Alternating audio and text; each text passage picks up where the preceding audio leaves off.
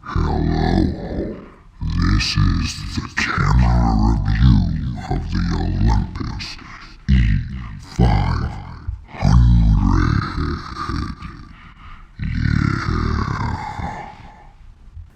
Alright, hello, what's going on? I hope you love that wicked creepy intro. So, this is going to be the camera review of the Olympus E-500, which was launched in 2005. That makes this camera pretty old.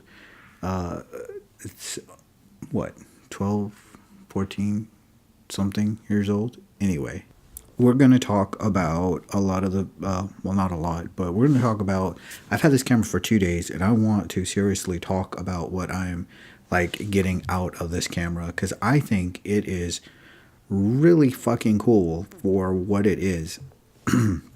And just so you know, a little bit of my background, my personal background, I have an associate's degree in studio arts, which is painting and drawing, and maybe a little bit of 3D design in the sculpture, whatever. I totally suck at it. I'm not even that great at painting or drawing, but I do know enough of fine art to be able to introduce that into my photographic work. That being said, so let's talk about this camera. I got it for 120 some bucks plus 30 some dollars for 2-day shipping, and I got it in 2 days. It was, you know, everything was in it. It came with the camera and the 2 kit lenses, and it came with a backpack. And honestly, I feel like I got a lot for $150 out of this camera. Like, my mind is just a little bit blown. Okay, so we're going to talk about the camera handling. This camera is shaped like a digital SLR, like any other SLR, which is a deviation from the previous generation that Olympus had built, which was shaped some weird, crazy way.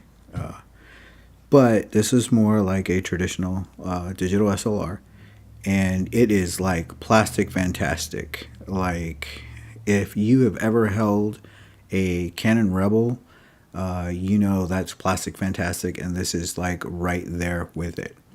That being said, it's not bad. It's not like really heavy, but it does feel sort of chunky the way a traditional digital SLR is going to feel.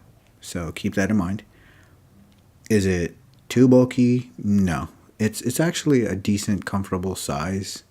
It's definitely not something like a smaller mirrorless body like the Olympus EM5. Totally not like that. I'm just going to keep going back to saying, if you've ever held a Canon Rebel, this is going to feel like a Canon Rebel. Okay, so like, it doesn't feel uncomfortable in the hand, and well, not for me. I have, like, I think medium-sized hands with maybe bony looking long fingers, but yeah, I mean, it's okay handling wise. I have, as of yet, to like really like have any problems. I won't lie, the viewfinder is garbage. Like, it is small, it is like peeking through a tunnel almost, and it's garbage. And I don't know what else to say other than it's garbage. I have bad eyesight, so you know, I set the diopter, but even setting the diopter, it's still difficult for me to manually focus. I'm relying on the autofocus so much, and you know, it's just the viewfinder's garbage. Okay, the speed of the camera. With these 2 kit lenses, I have horrible autofocus speed. I have, like, locking on to something is just not an instantaneous thing that's going to happen. You're going to have to hope whatever the hell it is you're taking a picture of is going to stand still.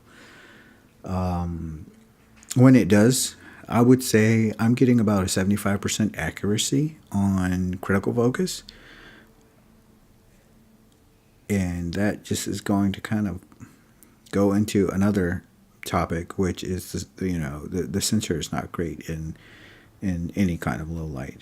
So you're going to be shooting wide open a lot.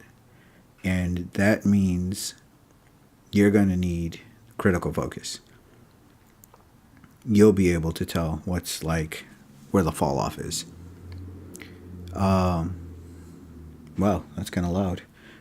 Okay, so let's get back on track. Okay, the sharpness of the kit lens is surprising. Like all lenses, it has its sweet spot, and I try to work within that. I try to make sure when I have good heavy light that I'm shooting at somewhere about 5.6 f4.5 to 5.6. I think wide open it gets a little bit, soft. Another thing to consider is this sensor is 8 megapixels. And in a world where our iPhones and everything has 12 megapixels, that's like basic, I think, with actual cameras hovering around 16 megapixels as the jumping off point. So 8 megapixels is really, a lot can be done with 8 megapixels printing wise, but I know for a fact, and even part of me is wishing that there was more resolution. But I'm saying that with the intention of wanting big prints. Let's be real, 8 megapixels is plenty for online image sharing. Everything that we share gets compressed down anyway, so it doesn't matter how many megapixels you have, just that your lens is sufficiently sharp for, taking the photo. And when you share that digitally, that's really all that's going to matter. But I do print sometimes, and I've printed poster size on a few occasions, large poster size. I think that's A2.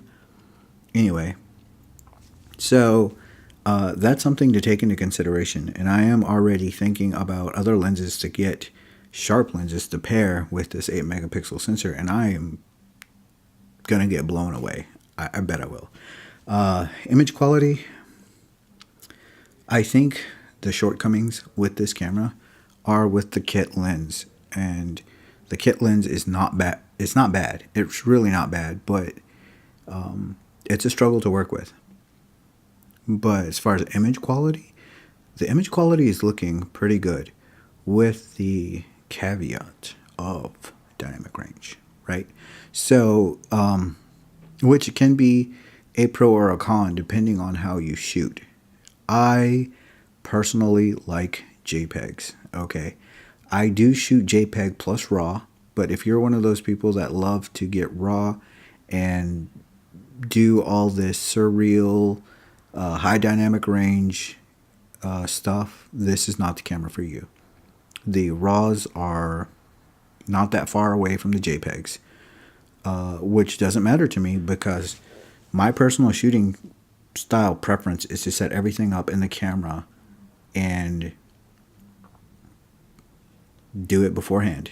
Make my adjustments to how I want my image to look in my camera settings, and then take the photo. Because I can edit the heck out of a photo, and I used to do that, but it eats up so much time. And when you are like sitting in a chair for hours on end, having to, edit through thousands of photos, and once you cull out the ones you don't want, then you have to go in and edit all the ones that, to get some sort of pop or color or something like that. I hate that. It eats up so much time. And I've done some, photojournalism stuff where I've covered events, and it eats up a lot of time to edit photos. So my thing is, I don't want to do it. I would much rather get everything about as perfect as I can in the camera, and then if I need to maybe straighten it or bring up the exposure just a hair or bring it down even, I can do that And that takes 2 seconds. No big deal, right? So for me, shooting JPEG is my thing. I know there's different types of photography. There's, different ways for everybody to do something. This is just my personal preference, and So that being said, I'm just gonna. This will snowball me actually into my next point is colors. Okay, so this is a Kodak Ccd sensor, and that's actually the reason I bought this camera, was so that I could get a Ccd sensor. I remember when I had a Fujifilm point and shoot camera, it had a 14 megapixel Ccd sensor in it. And I remember looking at those images and comparing them to what I had out of, a more modern digital camera system, and thinking, how do I get those colors? How do I get that kind of saturation? How do I get that kind of gradation? It just looks so much nicer than what I'm getting out of this system. And at first, some part of it does go to Fujifilm's color science. That's the big word right now. To Fujifilm's color science, and the other half of it goes to CCD sensors. And so that's why I got this camera.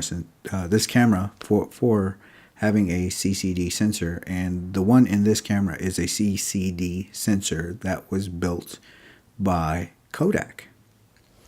And so I'm telling you, if I'm taking a photo of a flower or something that I want beautiful heavy saturation in, right? I just set it to vivid, and I have my vivid profile set to saturation +1 and contrast +1. There's +2, but I didn't want to push it, right? Beautiful. It just comes out fucking beautiful. I don't know how much of it is actually Olympus's JPEG processing engine, and how much of it is the Kodak CCD, but it just works. There's literally the colors are just so rich. That's the only way I can describe it in my vocabulary, that the colors are rich. It's amazing to me. And I have a $2,000 Olympus OMD EM1 Mark II. Even with post-processing, I feel like I never got that type of richness out of my images. It's just the little things that just push it over the top.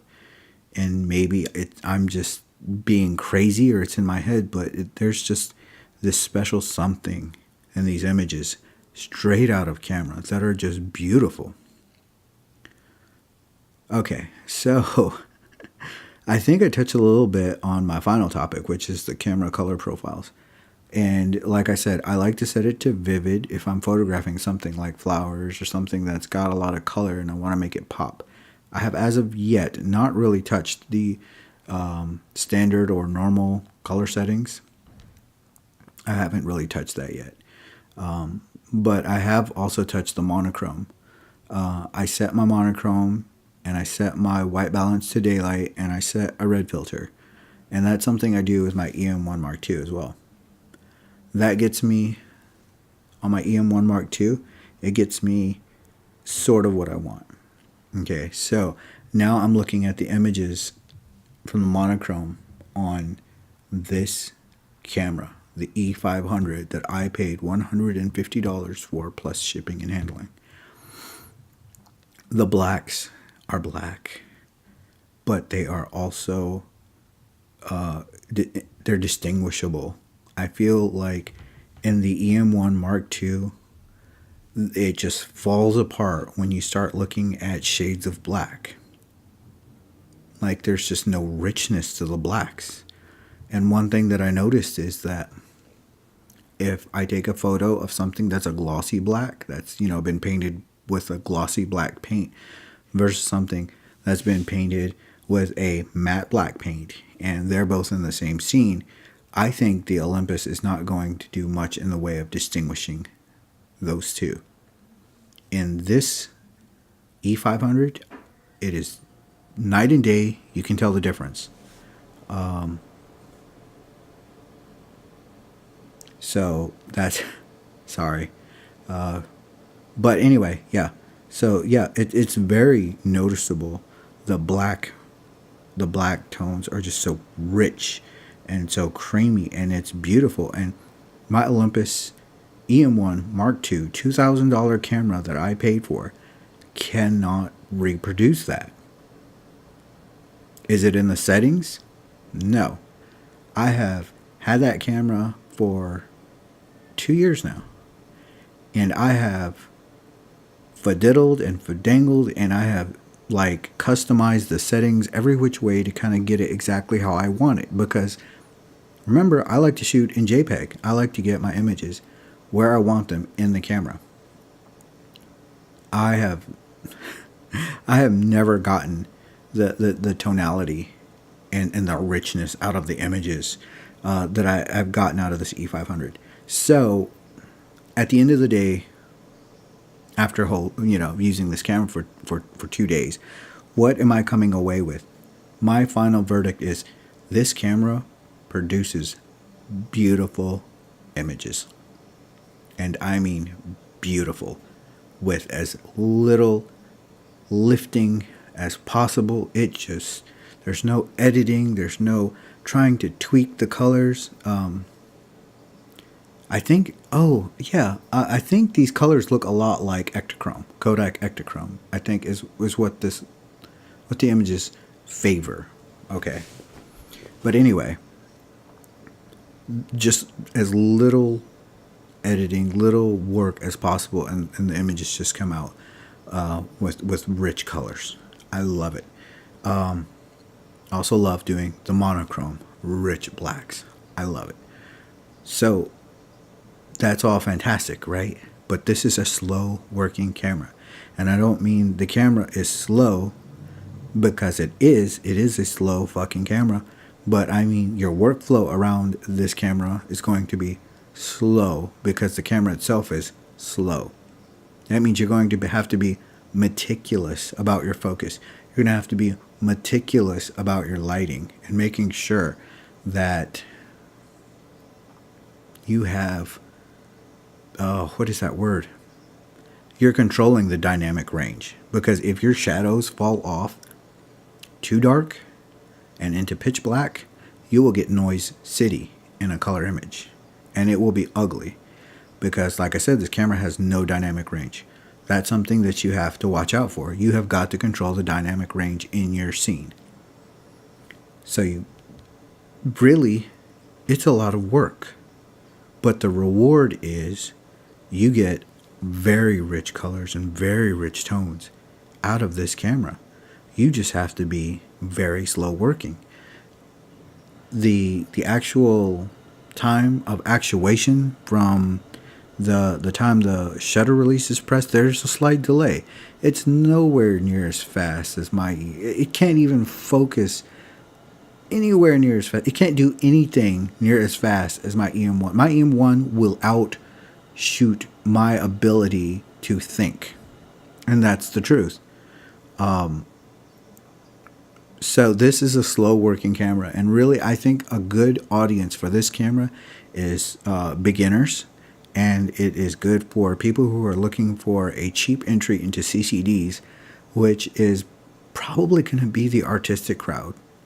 Because we're looking for a CCD. We're looking for the tones. We're looking for the colors.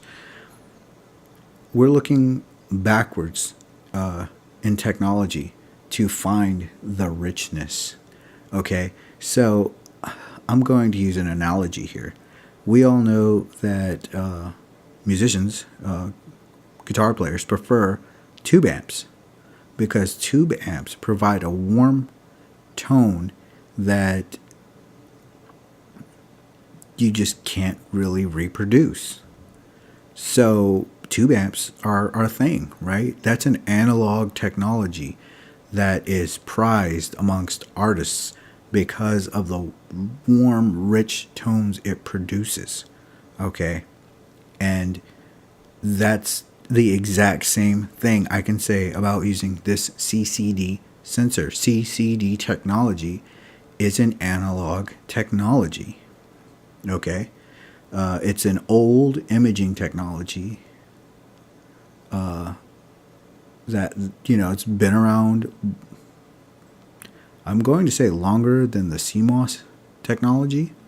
So it's a much more matured technology, and it produces a warm, not trying to say white balance warm, but it just provides this richness and warmth to these images that I am just like drooling over. Okay, so that's my takeaway right here. If you want something like this, you're going to have to be patient, and you're going to have to know its limitation, and you're going to have to want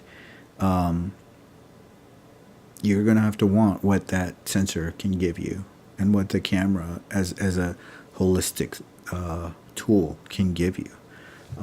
Personally, I feel like this sucker is going to stay on a tripod. Most of the time it demands good light, bright daylight, even in studio with some kind of light that the EM1 Mark II has no problem in. This thing will struggle.